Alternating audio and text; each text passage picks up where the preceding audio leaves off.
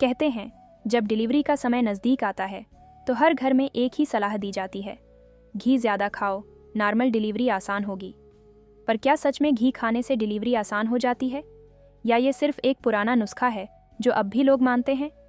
अगर आपके मन में भी यही सवाल है तो वीडियो को एक छोटा सा लाइक दीजिए, क्योंकि आज हम जानेंगे प्रेगनेंसी में घी खाने के सही तरीके, फ़ायदे और ज़रूरी सच्चाई। नंबर 1, घी की परंपरा, दादी नानी का सबसे पुराना नुस्खा। पुराने समय में कहा जाता था कि घी खाने से शरीर लचीला होता है और डिलीवरी आसान। इसका कारण ये था कि घी शरीर में गर्मी बढ़ाता है, मसल्स को रिलैक्स करता है और जोड़ों में चिकनाई लाता है। इसलिए 9वें महीने में घी का सेवन बढ़ा दिया जाता था।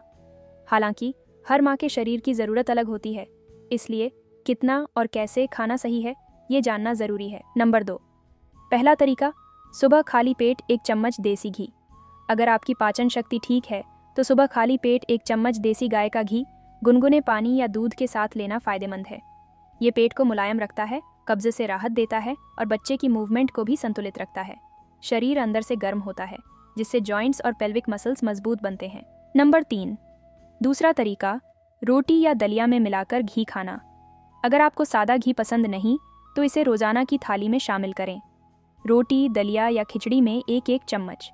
इससे शरीर को अच्छी हेल्थी फैट मिलती है और बच्चे को सही पोषण मिलता है।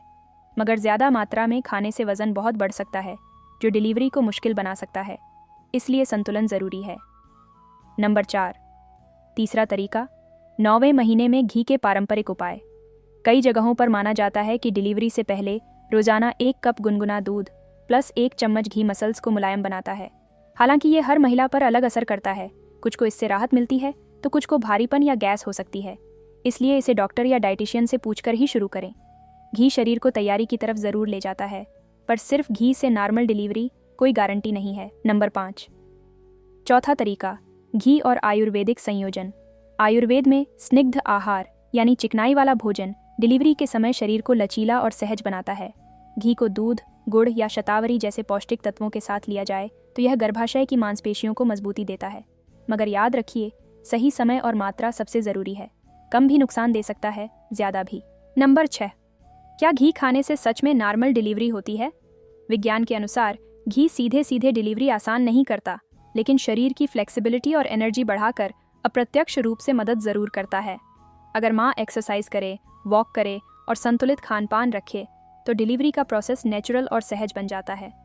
घी उसमें एक सहायक भूमिका निभाता है, मुख्य नहीं। नंबर 7, किन्हें घी से परहेज़ रखना चाहिए?